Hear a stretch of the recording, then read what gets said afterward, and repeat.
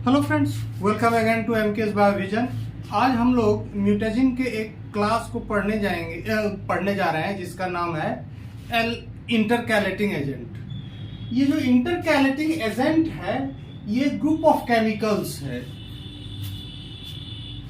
ये क्या करता है? Intercalating agents are cationic planar polycyclic aromatic compound having size almost equal to a base pair in DNA। ये cationic positively charge planar molecule है, polycyclic aromatic compound है। ये क्या करता है कि इसका जो साइज है ऑलमोस्ट जो दो न्यूक्लियोटाइड के बीच में स्पेस रहता है उतना ही बड़ा इसका साइज है और वो आसानी से डीएनए के अंदर जा सकता है। It can stack between base pairs and particularly unwinds DNA duplex and increase space between nucleotide। ये पार्शियली डीएनए को अनवाइंड कर देता है। जब ये इंटरकैलेट करता है तो पार्शियली डीएनए को अनवाइंड कर देता है, यानी खोल देता है। इसके कुछ एग्जांपल है इथिडियम ब्रोमाइड, एक्रिडीन, प्रोफ्लेविन और ICR compounds. ICR compounds are hazardous compound। तो ये इथिडियम ब्रोमाइड ऑल्सो कॉल्ड होमिडियम। तो ये जो इथिडियम ब्रोमाइड है ये दो न्यूक्लियोटाइड के बीच जो स्पेस होता है 3.4 एंगस्ट्रम लगभग साइज इसका जो इथिडियम ब्रोमाइड का है वही है और ये फ्लोरेसेंट डाई के रूप में इस्तेमाल किया जाता है। देखिए इथिडियम ब्रोमाइड इसके अंदर इंटरकैलेट कर गया है और इसको अनवाइंड कर दिया है। कितना अनवाइंड कर दिया है? 27 डिग्री डीएनए को खोल दिया है, अनवाइंड कर दिया है। ये कैसे काम करता है? इथिडियम ब्रोमाइड डीएनए पर निगेटिवली चार्ज है ये और इथिडियम ब्रोमाइड पर पॉजिटिव चार्ज रहता है। ये इनिशियली डीएनए के निगेटिवली चार्ज स्ट्रैंड से इंटरैक्ट करता है और इसके हाइड्रोफोबिक कोर में, ये जो हाइड्रोफोबिक कोर है इसमें ये घुस जाता है। हाइड्रोफोबिक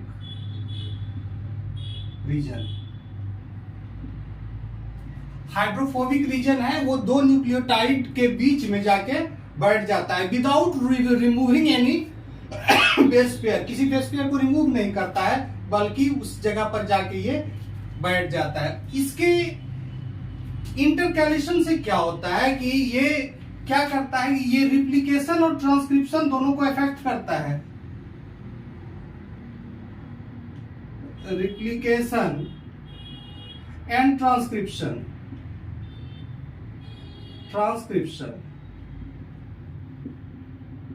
रिप्लिकेशन और ट्रांसक्रिप्शन दोनों को क्या करता है? इनहिबिट करता है। तो जब भी ये इंटरकैलेशन होता है तो ये डीएनए का रिप्लिकेशन और ट्रांसक्रिप्शन जब जीन का होने लगता है तो उसको ये इनहिबिट करता है। साथ ही साथ ये डीएनए के स्टेबिलिटी को भी कमजोर करता है, डिस्टॉर्शन करता है डीएनए में, जिसके कारण डीएनए का ब्रेकेज भी हो सकता है।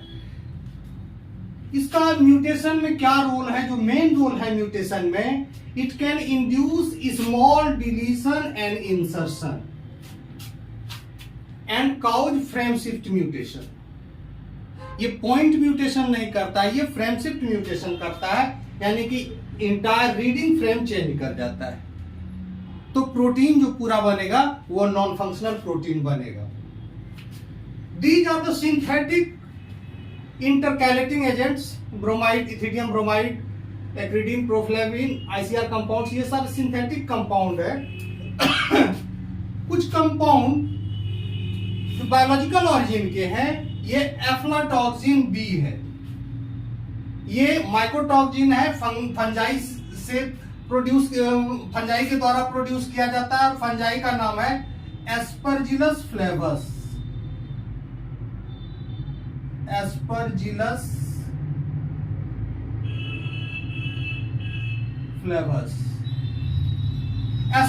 फ्लेवस या एस्परजिलस पारासिटिकस।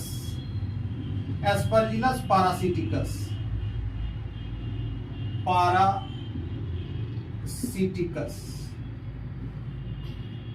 एस्परजिलस फ्लेवर्स या एस्परजिलस पारासिटिकस के द्वारा मेनली ये प्रोड्यूस किया जाता है एफ्लाटॉक्सिन बी।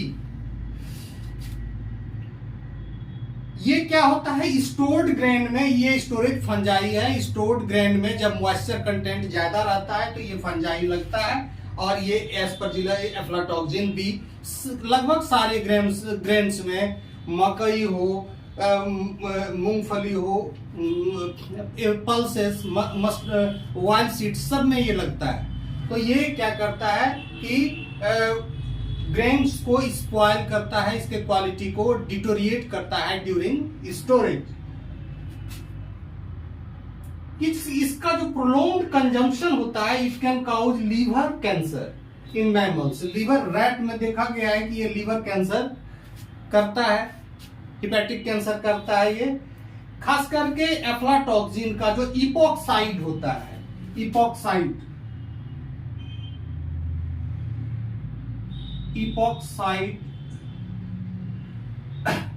ऑफ एफ्लाटॉक्सिन,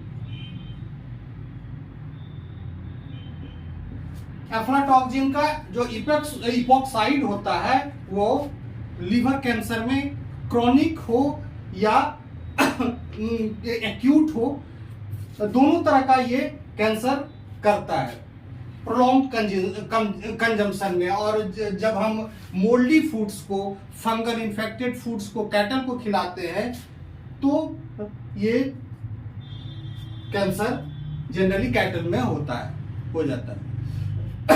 ऐसा भी देखा गया कि अफ्रीकन कंट्रीज में जब वो जहां स्टारवेशन है तो बहुत सारे कंट्री के द्वारा मोल्डी फूड सप्लाई किया गया, तो इस वजह से उस कंट्री में ये कैंसर का, ह्यूमन पॉपुलेशन में इस कैंसर का फ्रीक्वेंसी काफी ज्यादा बढ़ गया। बेंजोपायरिन एक केमिकल है जो स्मोकिंग के दौरान रिलीज होता है, यानी कि टोबैको स्मोक में पाया जाता है। ये भी कार्सिनोजेनिक और हमारे लंग्स के लिए ये हार्मफुल है, लंग के लिए ये कार्सिनोजेनिक। इसीलिए passive smokers also become sufferer of this benzopyrin. कुछ some alkylating agent, intercalating agent. This is wrong. Intercalating agent. Some intercalating agent.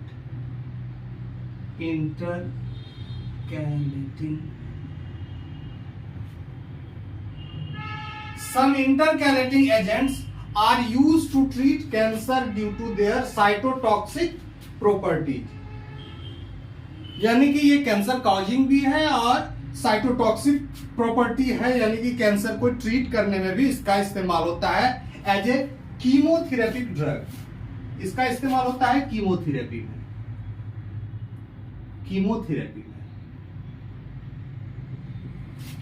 खास करके डॉक्सोरुबिसिन का ट्रीटमेंट, इससे ट्रीटमेंट होता है हॉडकिंस लिम्फोमा का।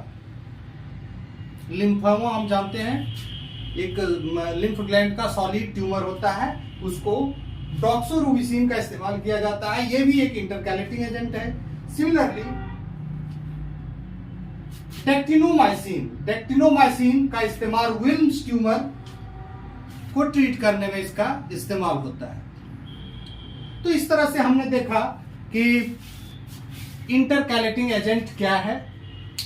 इंटरकैलेटिंग एजेंट का जो स्ट्रक्चर है प्लेनर, कैटायनिक, पॉजिटिवली चार्ज, सीधा स्ट्रक्चर होता है, फ्लैट स्ट्रक्चर होता है, polycyclic aromatic compound having size almost equal to a base pair in DNA.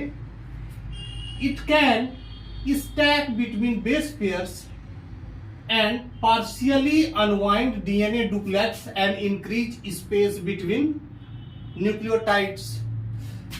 Some synthetic intercalating agents हैं इथिडियम ब्रोमाइड, जिसको हम होमिडियम भी कहते हैं, एक्रिडीन, प्रोफ्लेविन, ICR कंपाउंड्स।